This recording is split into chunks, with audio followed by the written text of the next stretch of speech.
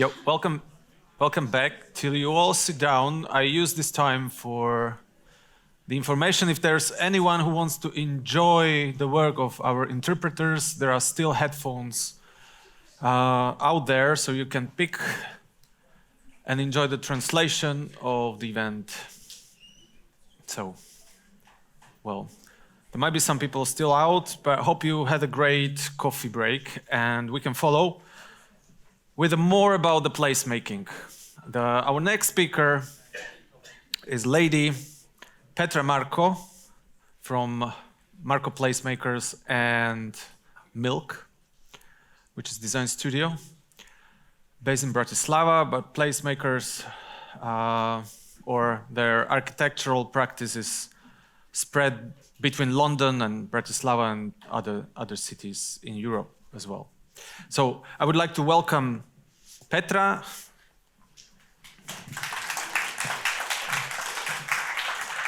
And I have one very short question, because I know that Janet Sadiq Khan was in Bratislava a few days ago, and just if you can really wrap up, because we envy you. So how was it, and what's the next big project with her in Bratislava? Thank you, Michal, for the invitation. It's my first time in Košice. I'm very excited and hope to see more of the city because I arrived very late last night with some delays of the trains, as Charles already mentioned. And indeed, 2 days ago, and hence I've partly lost my voice, we had a big occasion in Bratislava. Janet Sadiq Khan, the former transport commissioner of New York City, gave a keynote lecture at the Slovak National Gallery, and she had a 3-day tour with her team from Bloomberg Associates, visiting as a guest of the mayor, Matúš Valo, and they were actually looking at the changes that were already implemented during his first term. She was amazing in sort of acknowledging the fast pace and the speed in which Bratislava has transformed, and it was great to see somebody coming from the outside looking at what was achieved, somebody who had done it in a city like New York, somebody who has advised a number of other cities around the world, somebody who understands how long it takes to actually make these things happen on the ground, and to hear from her that actually this was a really fast pace and that she's impressed with the progress that Bratislava has made was really amazing. And we hope that she'll be visiting more frequently with her team, and that perhaps we can fast track that even more now that Matúš is in his second term. Fantastic, congratulations. So now toward your work. So thank you very much and enjoy, Petra. Thank you, Michal. So I'm going to start by asking if there's any people in the audience who work for the city of Košice. Any bureaucrats or anyone working for the city in the audience? I can't see, but one, okay. Are there any developers in the audience, investors or developers? No. So I assume most of you are from creative backgrounds linked to the project of Košice 2.0. And that's a fair point. I just wanted to ascertain who the audience is with us tonight. Nevertheless, I'll make some points for those who are not here that you can perhaps pass on. Charles made a brilliant introduction of the words, the concepts, the theories, and sort of did a diagnosis of the world for us, which I think was really brilliantly executed. And I'm going to talk a lot about practical examples, but particularly in one area, one tool that we have as urban designers or planners or city officials, and it's in the area of tactical urbanism and temporary interventions. So this does not solve all the problems of the cities that Charles talked about, but it is a very effective tool to actually kickstart the change in some cases. And it's going to reflect, I think, particularly on two important points that were made. Michal, in his introduction, was talking about trust, and this is important in Slovakia, building trust between developers, local authorities, the public, between people within institutions. And so I'll talk about how some of these projects help with that, with building trust. And then another important concept and word is agency, which Charles also talked about.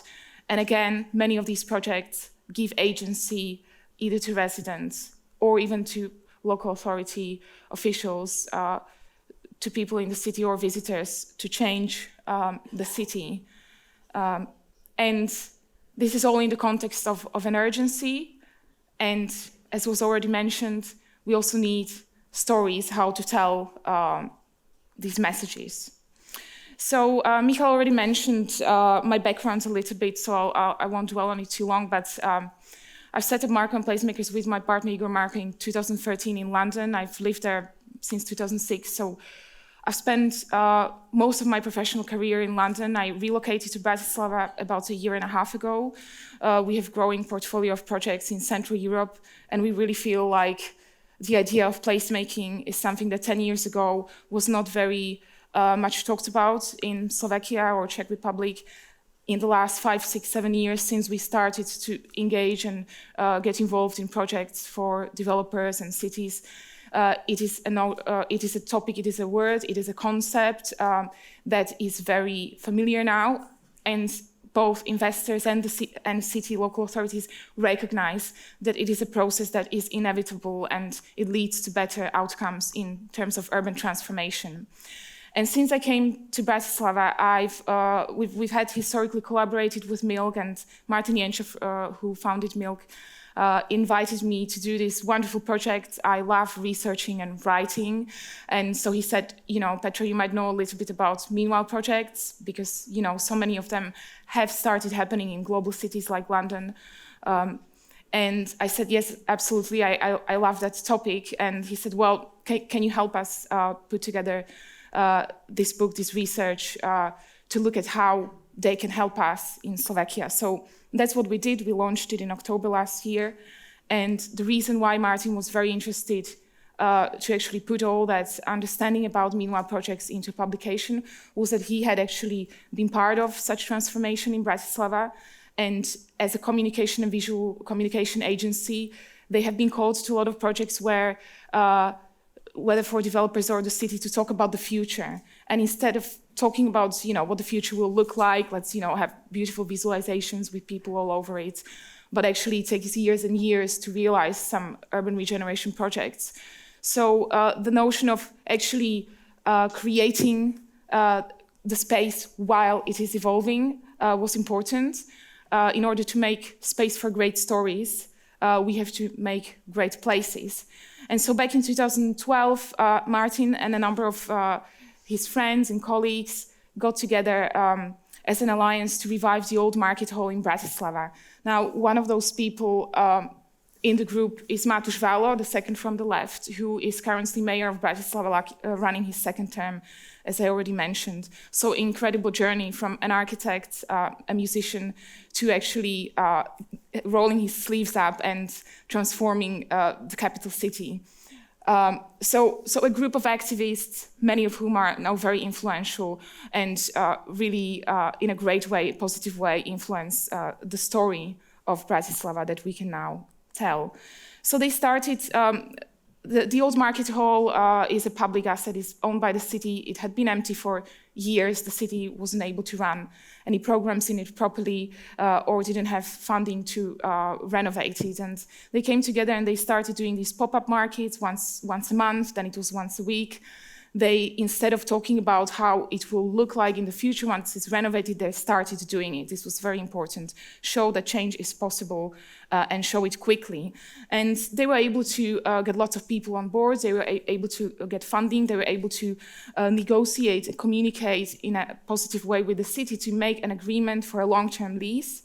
And the initiative has grown into weekly markets, free activities for kids, cultural events, concerts, art installations, these brilliant installations. So 2 summers back, there was this climbing net. There was something else last year, also very interactive. And all of these are also free for the public to visit. But what was most amazing is that activating the inside of the market hall had actually this huge trickle-off effect, creating over the years all of those businesses, those ground floor spaces were filled up. There's a kind of lab, which is like a startup, and they do workshops as well. There's restaurants, bars, etc. And you can see that also the square is activated. It also had led the city to run an international competition for a series of squares linking to this square in front of the old market hall. And you can see the position of it is very central in the city. So really important to revive the historic city center, because after 1989, when the change of regime came, there was a big kind of exodus from the city center. You could say that at one point, all these shopping malls were springing up in other parts of the city, and the city center kind of started to be just this tourist attraction, and the old market hall, I think, has significantly shifted that, and you can see lots of local young people now hanging out in the city center in the evenings or the weekends.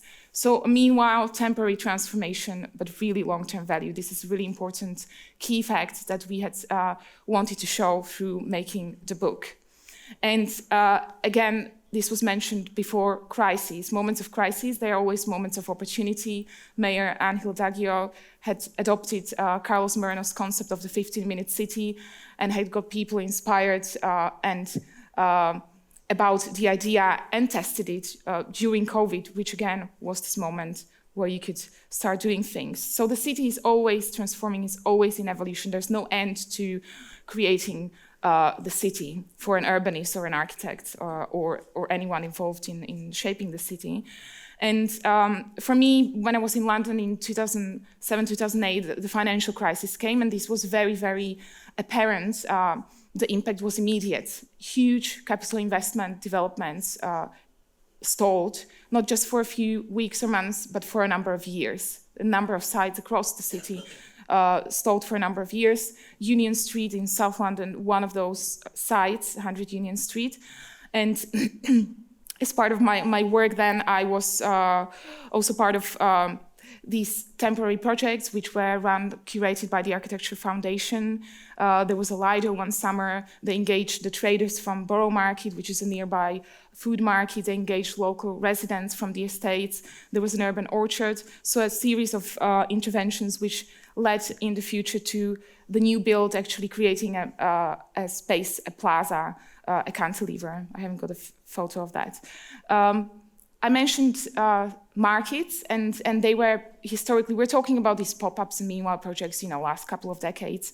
But actually, the original pop-ups were, of course, street markets, which had been around for hundreds of years, and which had been spaces for social exchange, where people come together, where people come together not just to get their fruits and veg, but mainly to meet each other and to discuss and to come up with new ideas. So this is an area where lots of projects had been emerging to bring back. My favorite is Columbia Road Flower Market in London, which happens only on Sundays between sort of 9 in the morning and 2 or 3 in the afternoon. So it's a very, very short time frame when the whole street completely transforms into this oasis of flowers, and it's full of people, and it's amazing. Here's an example from Prague by Hybrid Kristof Architects. You can see, a parking lot, nothing much happening, and I don't have to explain that transformation, but this was a pop-up food market again.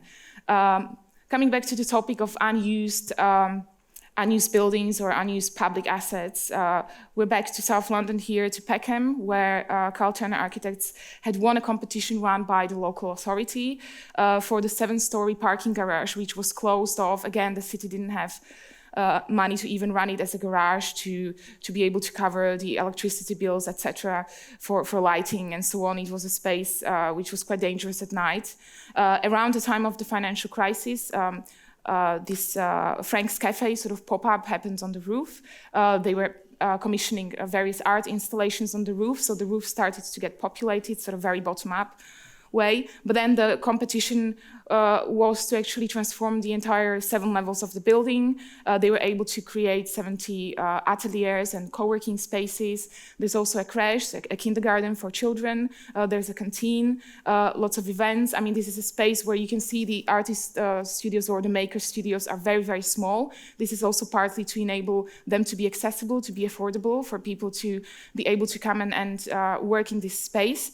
And of course, it's a confluence of creative people where they also are pushed in front of their potential audience, so potential customers, potential people who might commission their work. So it's really important for them to have this co-location with other people who are doing interesting creative things. Going back to Janet Sadikan and her sweeping transformation of New York City, this is a story where meanwhile projects and pop-up temporary installations are very effective in transforming our streets more towards people, in transforming them, helping to build more bike lanes. The way they did it in New York is that they started with temporary trials. So they used 374 beach chairs that they put on Times Square, which is the most visited tourist attraction, but used to be absolutely cluttered with cars and very, very dangerous and not very nice place to actually be. And it had actually enabled them to measure, so the temporary trial was very cheap, so just closing off the junction, putting these beach chairs, they were able then to measure data, how the traffic flows had adjusted around. This was very important to build the case, also to communicate to the mayor, yes, this future permanent transformation will work. We have the data. The traffic flowed actually a little bit better in the surrounding streets. There wasn't all these kind of, the naysayers would say, all these cars would just relocate somewhere else. People flocked to the space, 100,000 visitors each day, I think.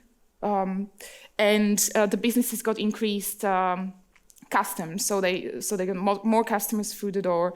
I mean, the more people walk and bike, the more natural they can stop, linger, buy something. But it's not just those. So these temporary trials have then led to transformation of 60 plazas, 650 kilometers of bike lanes, and I really recommend you pick up the book Street Fight, which now also is in a Slovak edition, Boj o ulicu. So there's a Slovak edition that Milk, together with 82 Book and Design Shop, published, where Janet Sadikan with Seth Solomonow explain in a great detail how they went on about achieving these sweeping transformations. But they are not just those huge moves, but they are also the small ones. So the school streets initiatives, this is an example from London, from Hackney. The first year they did 4 pilot trials where they closed off the traffic in front of the school during the pick-up and drop-off time, where hundreds of children with their parents and caretakers come in and out of the school to make it a more safe space, but also to make a space for the children to be able to play outside of the school for a bit after school, for the parents to socialize. So, it's strengthening community ties. And they were able to scale it up to 40 schools within the next few years. Similar initiatives are in Barcelona and now starting in Bratislava, based on with an expert from Tirana, Simon Battisti, who's an American based in Tirana, working on school streets there. So again, it's a phenomenon that is spreading around cities, and now that more cities know about it, the more officials know about how to do it, they can actually implement it faster, they can learn from some of the mistakes that in other places had happened. Barcelona Superblocks was mentioned in Charles' talk as a great example. Now this is a city-led initiative, and so are the school streets most of the time. This is important to note because some changes can't happen just bottom up. You really need the support of the regulations of the city officials and have a strategy. So in Barcelona, they have a strong urban grid, which sort of gives them this opportunity to close off some of the streets, to create these oases where, again, data shows that the traffic flow adjusts. People find different ways of getting around. Perhaps a percentage, that's what we hope, of them also transit to walking or cycling or public transport. Those who were maybe before afraid to cycle because it wasn't safe now have more safer routes. And again, more footfall to the local shops. What is really important about Barcelona Superblocks, and I'm coming back to the point, to the long-term value, is that linking up a series of these Superblock initiatives in the long run adjusts and improves the microclimates. In a city like Barcelona, incredibly important, very hot city, climate change, we all know what is happening, improves, so there's increase of greenery, improved biodiversity, has effect on well-being, decreases the healthcare costs for the city, for the government. So all really good things. Coming to the point of agency, again, a city-led initiative in Vienna called Grätzeloase enables residents to apply to realize projects on their street. And a really important condition is that they have to either live or work immediately next to the space that they would like to transform. They can do a parklet or something for children. So Junges Grätzel, which means young Grätzel, is a separate application where it's targeted particularly at children, and even schools can apply, or organizations, doesn't have to be just residents or individuals. And over 400 of these were supported, over 500 were supported in 4 years' time. The initiative had escalated during COVID, when there was more need for people to socialize outdoors.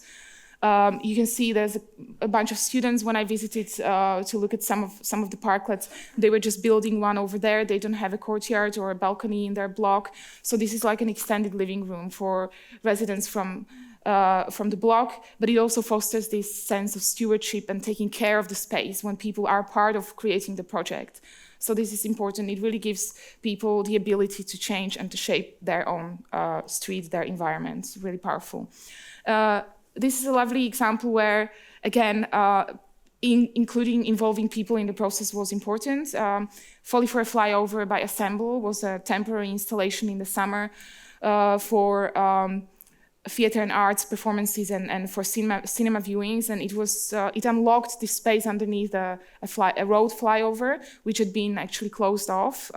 It was near the Olympic Park, so this was part of an initiative, initiatives in the run-up to London Olympics 2012. They were able to involve 200 volunteers because of the way that they decided to build it very simple. You don't have to have particular skills. You have these lightweight blocks with threads.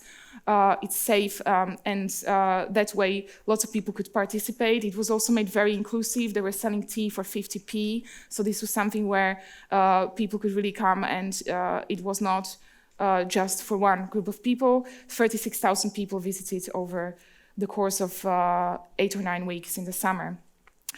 But here I'd like to show you a couple of examples also where, meanwhile, then temporary interventions are a powerful tool in really large-scale urban transformations, big developer-led projects. Or in this case, King's Cross is a big regeneration project in north of London. It's led by a developer, but involves 2 local authorities and English heritage because of all a number of historic assets. In the in the black and white image in the left bottom corner, you can see the extent of the site. It's huge. People used to, that's King's Cross Station, this former railway land, so brownfield site with nobody that had been there before. So this was largely closed off to the public, and people coming to St. Pancras, to King's Cross, would move south towards central London. So part of the challenge of building this huge development for there's thousands of residential units, there's offices, there's a cultural venue, there's Central St. Martin's University in the big square in the old granary building. So a huge task to actually make people be aware that this is happening, and that it's a place where they can go, a place where 40% of the land is open space. And they've done a series of interventions. The development is now completing in the next 2 years, but they've done a huge amount of interventions from the outset. And they were building, they were starting small, but they were building partnerships. One example that I will point out is the Skip Garden. So the Skip Garden is run by a charity, Global Generation. They started, as it is called, in skips, because they were moving around as the different parts of the development were being built out. They were able to take the Skip Garden and relocate it to a slightly different area. They had engaged hundreds of kids into workshops. And last summer, the developer had agreed a 999-year lease for a permanent location for Skip Garden on the estate. So this is an example where some of these interventions had stayed on. A construction skill center was also very successful and still is ongoing, where people were trained into the construction sector. And then some things where like this lake, the pond was there for a year, and then it was gone, and then there was some art interventions. But it becomes part of the story of that place, and it really helped to bring people, because this area is not just for the people who live there. This is the students. There are a couple of new primary schools, people visiting. There's retail, etc. So really vital to get people to the space. Another developer commissioned example is Sire Street in South London. Elephant Park is a new mixed-use quarter, again for I think 4,500 new residential units and mixed-use, retail, offices, shops, etc. And you can see that there is a construction fence, and what's black on the other side is the beginning of a construction, so there's nothing there. It's going to take a few years for everything to be built out. What they had done is they commissioned young Qatar architects to come up with an idea how to complete this street, Sire Street, in the meantime, and how people, opposite you have some restaurants, some shops, so people can, take the food outside and eat it there. There is also a number of pavilions in the installation, which were first used by a local radio station, a flower shop, and there was another one, I forgot what that one was. So it's about also building partnerships with people who might then take up some of the permanent spaces in the future development. It's creating a safe street where at night you won't be worried about walking past. I mean, particularly in women in cities, and in London there were recently a number of tragic cases of women not being safe in public space.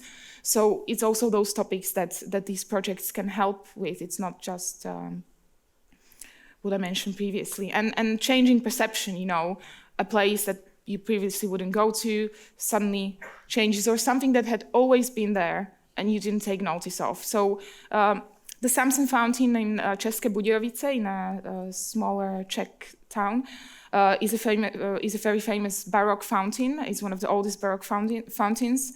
And there's also the City Gallery, the City Museum, which didn't have a very good visibility. The museum is located in the grey building where the bridge intervention links.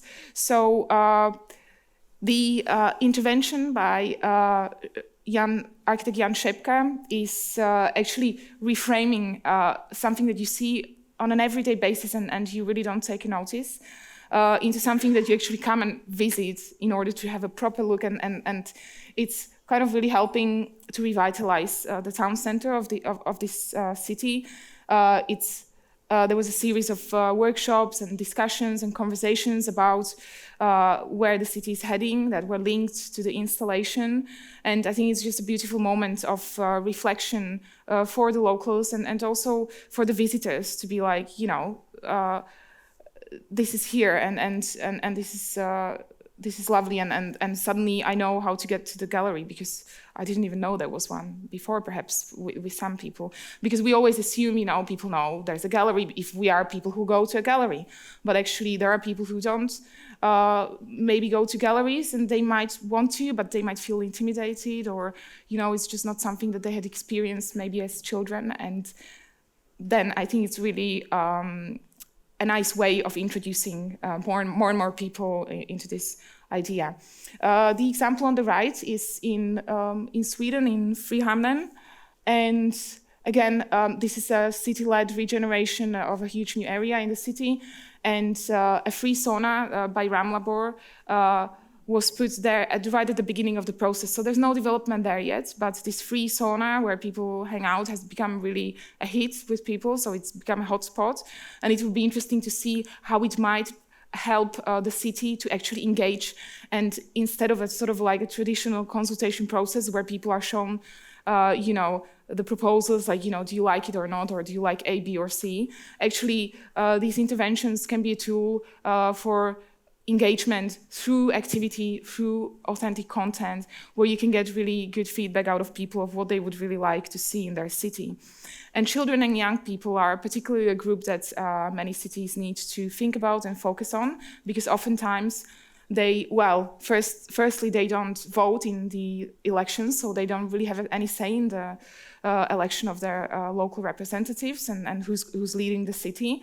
And secondly, oftentimes, particularly teenagers, young people are seen as nuisance, are seen as not, are not welcome in public space and don't have spaces where they might feel, safe and safe not in a sense of safe because of safety, but they don't want to be watched, they don't want to be controlled, they need to have their own space and to be able to reflect their own identity. So here's a couple of examples.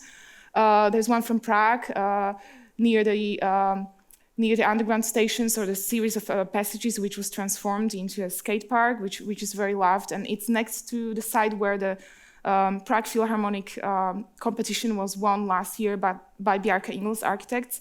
They had noticed the skate park and how successful it is, and Bjarka Ingels apparently said when he visited Prague, we have to incorporate it into the future programming of the public spaces around the new Philharmonic. So it will be, again, interesting to see how they work with this existing, this energy that's already there, this something positive that is there. Brands can also be active in shaping cities. So in this case, Pigalle and Nike, they're doing these pop-up basketball courts all around the world. The one that I'd like to point out in Beijing is particularly focused on female athletes. So as mentioned, girls, women don't always feel safe in public space. If I think about the basketball courts in London, they often have just one entrance. They have quite high brick walls. It's not a space where a young girl feels kind of very welcome to there's somebody showing me something, but I didn't understand what they were trying to say. Maybe I'm running out of time. Anyway, the lighting, the transparency, and being able to do sports outdoors for girls is really important. And it's not just happening all over the world, as I was showing, but it's happening in Košice, and I think Marko Placemakers is in the audience today. He's the student who has led this transformation of an abandoned piece of tarmac in Košice. Instead of 4 months, which we thought it would take, it has taken 4 years. It should not take this long. And it was because it was so difficult to communicate with the local representatives, with the to get partners on board, but then thanks to help from professionals and from sponsors, he was able, with the group that they formed, Dobry Kolektiv, to implement this transformation. There's a kindergarten that is near this space, so the kids come and play there from the kindergarten. There's now Sports Fridays, which is run by the city. And if you know anyone from the city hall, then I would say, ask them to get more involved, because the future of this space is uncertain, and but at the same time, it's wonderful to see what has been achieved, and it would be great that the momentum continues. The idea of inclusion and sense of belonging, I'm just going to point out the Garden Library in Tel Aviv, which is an outdoor library for migrants. And this is important to say because people, when they come to a new country as migrants, they don't necessarily immediately have access to the public institutions. They need to sort out their paperwork, their national insurance numbers, and so on. So so this library actually is a space where they can go to a library before they get all their things together. There's no questions asked. This is an inclusive space, and it also helps them meet other people, helps them and their children to settle into the new space. And the chairs, you also have them in Košice, I don't have to mention them. So all of these examples are talking about how to create welcoming places for everyone in cities. And this one is in Budapest, a bridge closure. And they really go back years and years to the idea of Jane Jacobs and the idea of placemaking. There is no logic that can be superimposed on the city. People make it, and it is to them, not buildings. We must fit our plans. So meanwhile, city is, as I mentioned, for local authorities, it's for developers, urban practitioners, but it is also for citizens, citizen initiatives, and it's got a number of case studies and interviews with people from, so we've got 3 great interviews with a developer, with somebody from a local authority, and then with an architect who's actually doing the projects, and then there's different thematic chapters. To summarize, I'm just going to run through these bullet points. It's a bit boring, but important points. Meanwhile, projects are a tool to build active places with strong identity. They can help us communicate with the future users. They can help us build an engaged community and build the trust that was mentioned between developer, local authorities, citizens. We can test, experiment, we can trial and error, we can correct and make changes as we go through, change perception of a place. We can then scale up. Once we've done the pilots, we can definitely scale up, and we can gather support for long-term changes. We can gather funding. We can make a case for funding and for lobbying for change at the highest levels, and build destination and strong identity. A couple of disclaimers. They should not be driven solely by marketing objectives. This doesn't mean that marketing objectives are bad. There can be and there will be those, particularly with investors and private clients. But these projects should be win-win for all. They should be considering, because mostly they are also in public space, so they should be for anyone who happens to be in that part of the city or who wants to come and be part of it. Even though a lot is talked about these being cheap and fast solutions, they are not for free. So you need to have an allocated budget if you want to create such project. You need to communicate them well and engage the relevant specialists. I mean, also with Playco, Martin has collaborated with an architect and with a graphic designer to actually create something that's really meaningful and that can be there for a couple of years, not just for a weekend. It's also very useful to evaluate these projects and to learn from the mistakes and to course correct.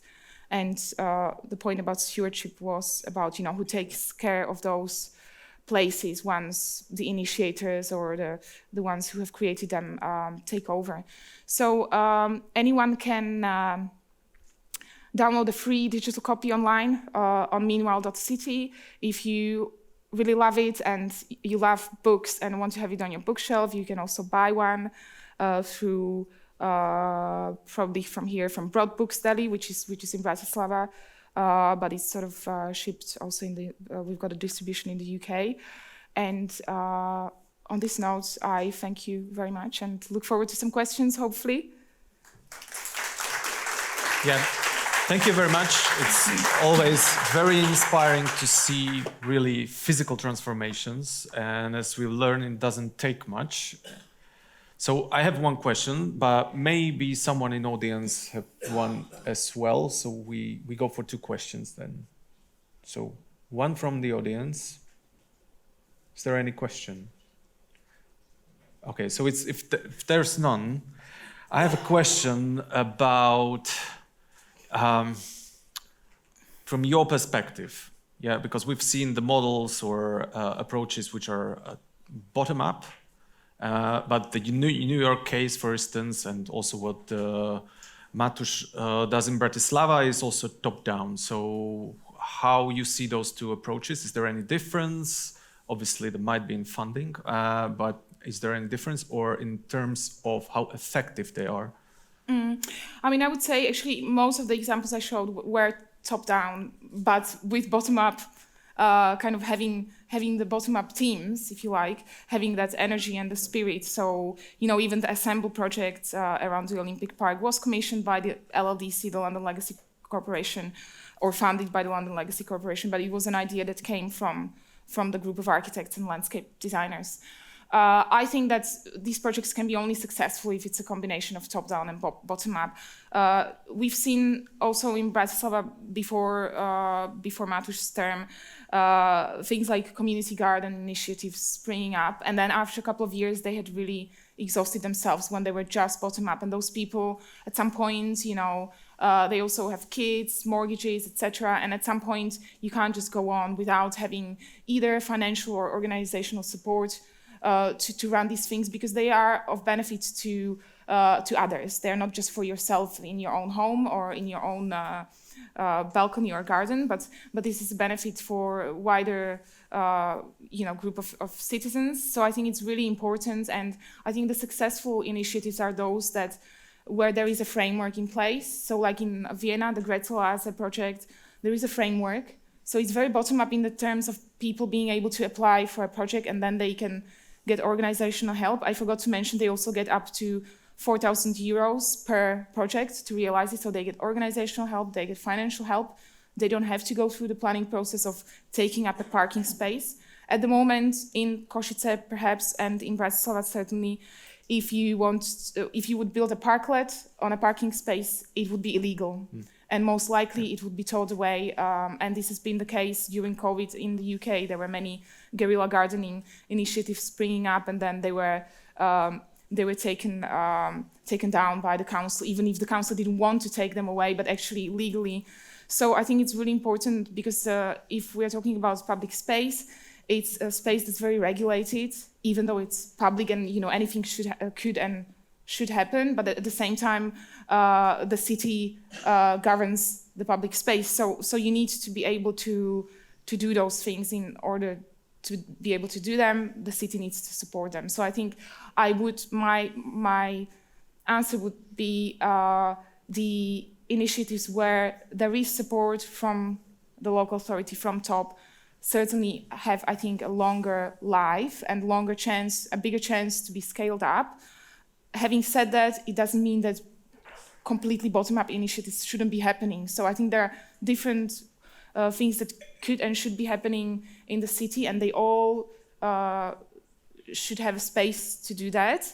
But a kind of bigger transformation of, particularly of streetscape, if we're talking about curbs, streets, sidewalks, it's not possible without top-down support. So that would be an advice also for the city leadership to give a framework. That's what I've heard. Absolutely. Okay. Yeah. And there is already, in Bratislava, there is, I think, Nadácia Mesta Bratislavy. So it's a foundation that supports where people can apply in a similar way with Gretel Oase.